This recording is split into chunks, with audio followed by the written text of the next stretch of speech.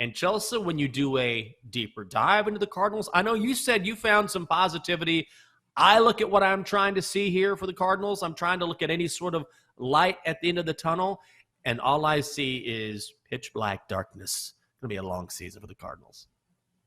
I think so too. And it starts with Kyler Murray because he is not somebody who's coming into the season fully healthy. There's not even a guarantee that he's going to start the season. So you start from there. Also, the fact that Kyler Murray is having to learn a brand new offense. And I think that's where some of the positivity is stemming from for some of these writers who are saying, okay, it's a new offense. He is going to be operating under center as opposed to out of the shotgun, should give him a better chance to succeed despite a terrible offensive line. But I think the biggest hole for Kyler Murray is going to be the absence of DeAndre Hopkins. You look at his numbers without DeAndre Hopkins, his number one target, it has not been pretty for Kyler Murray. In games with DeAndre Hopkins, his record 17-14. Without, he is 8-17-1. I guess there's a tie in there somewhere. But you look at his percentages and all of his numbers across the board, they are much worse. So he does still have some decent receivers in Hollywood Brown and Rondale Moore, but they are not clear-cut number one receivers that DeAndre Hopkins was when he played with Arizona. So I think it's going to be tough sledding for Kyler Murray, but also this is built into the number. What's the number for their win total this year? 4.5. My goodness, is that low for a 17-game season? But as I'm looking down the schedule, I'm thinking to myself, oh my God, there might not be 3 wins in here. Well, I think you may be right there. There's always a possibility, but I can't believe this. I would actually take the under when it comes to this team. And it's such a low number, I wouldn't necessarily feel comfortable. But this feels like, I don't know, it feels like a 3-14 team, something like that. 4-13. I don't know. This is a bad team. This is a bad football team. And Kyler Murray is probably not going to start the season after tearing his ACL last year in week 14. So as much as I love Colt McCoy, former Longhorn, Colt is not Kyler. He does a very serviceable job, but he's not going to have anyone around him, Chelsa. And also, if you're Kyler, because we all know that Kyler, after signing that $230 million contract, he will be the guy. It's just a matter of when he's 100%. But I wonder about his effectiveness now that D-Hop is gone, obviously, but now that he has a defensive-minded head coach as the guy who is supposed to lead him.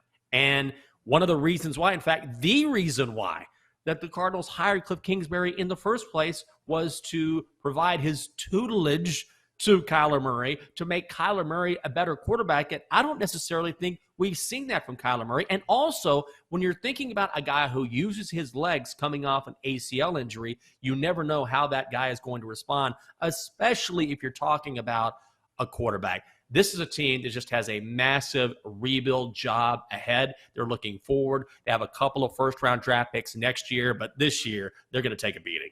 During the offseason, Chelsa, the Rams signed 26 undrafted free agents. That is insane. What does that tell you? It tells you they are crazy top-heavy. Yes, they have Matt Stafford. Yes, they have Cooper Kupp. Yes, they have Aaron Donald and Cam Akers. But, man, they are really, really a thin football team. Oh, for sure. And it's built into the number. It's 6.5. They are not expecting the Rams to be a great team this season. So they had 5 wins last year. Do we think they can get 2 more wins this year? I think if Matt Stafford and Cooper Kupp can stay healthy for most of the season, they're enough of a 2-man wrecking crew that they can probably do some things. But the other problem is their defense is so bad. It's a team game. And even if you put up some big numbers, which I think the fantasy crowd is still very high on Cooper Kupp, expecting him to get most of the targets, which he does when he's on the field. He is the number one target. Even when every single defender knows that Matt Stafford is going to be throwing to Cooper Kupp, Cooper Kupp still makes the plays. So I do think that just those 2 alone will be able to at least keep some of these games close, maybe win some of them. And also they do get to play the Arizona Cardinals twice. So that's a couple wins, I feel like, in their book. But this is a tough one for me. I know it's juiced to the under at -134, But I don't know. Maybe the Rams can surprise some people by winning 7 out of 17 games. Yeah. Who knows? Maybe Matt Stafford can do it because I'll say he's a tough guy. And I know you're going to talk about their offensive line, or at least you did when we talked about this previously, because it is a concern. You have to have Matt Stafford healthy. The offensive line is bad, but Matt Stafford is also a very tough guy. So we'll see how many games he actually plays. Yeah, that's what worries me. He's 35 years old, and he is tough as nails because he took a beating in Detroit. He took a beating last year in LA, but this is an offensive line that is going to be worse. They lost Greg Gaines. They lost A'Shawn Robinson. Again, they didn't have anyone to draft in the first round to maybe compensate for those losses, and certainly going with an offensive lineman is never a bad idea in the National Football League. But Matt Stafford was sacked 29 times last year. In his career, he's been sacked almost 450 times. So when you're coming off an injury and your line is even worse and you're 35 years old, it's like, man, it's one play away from the Rams season going completely downhill. And they have Stetson Bennett as their backup. So I think as long as they can stay healthy, there's a possibility, because I do love Sean McVay as a head coach. And I'm glad he came back. He's good for the NFL.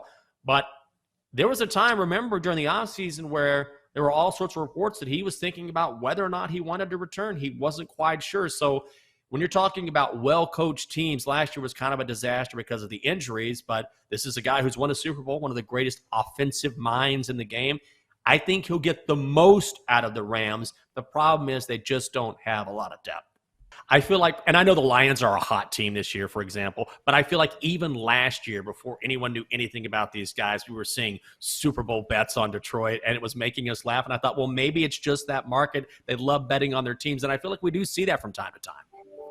Yeah, it happens all the time, and especially a team like the Lions is a good example, because it's a team that hasn't been consistently good, and they're suddenly making a run here. The hometown teams really, really jump on them.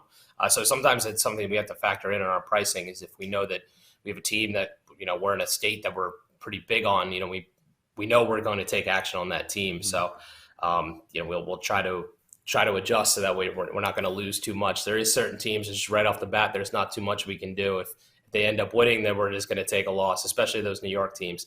Yankees or Mets win, we're always in big trouble. Tough.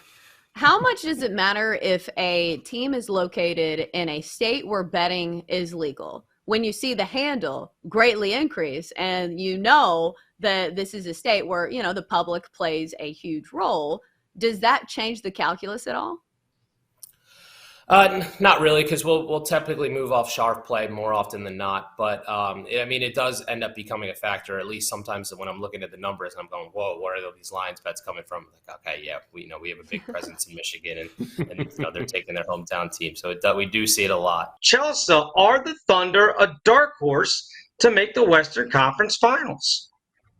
I think at this price, you have to at least take a nimble, because what you are betting on is them to just make the Western Conference Finals, because at 50-1, that is a nice hedging opportunity if they can just get there. But here's the problem with young teams. Doesn't it feel like they're still a few years away from doing something in the postseason? Because it's different. To win regular season games is one thing, but to put up the big numbers in the postseason and win postseason series is completely another. We've seen this with young teams that are super talented. Look at the Memphis Grizzlies before all the drama started to unfold. A great regular season team, but couldn't get it done when it came to the postseason. So it feels like they still need that postseason experience.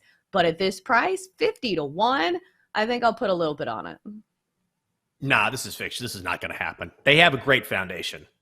And this is finally what the Thunder have been doing for years, which is anyone who was paying attention, you would say, man, the Thunder are building a great foundation with all of these picks. If they're smart with these picks, they're going to be able to build something. And now we're seeing it, right? It's just that it's too early. And Bill, you said it.